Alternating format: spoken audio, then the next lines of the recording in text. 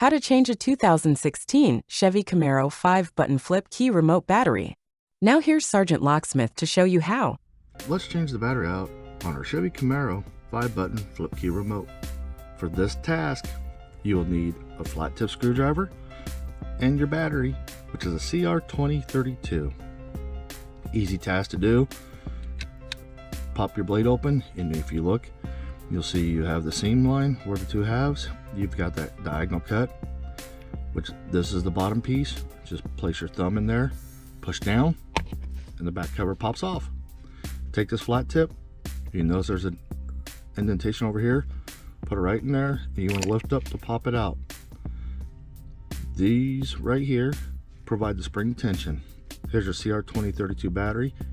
Go ahead and slide it back in. And you notice it goes under that little lip right there.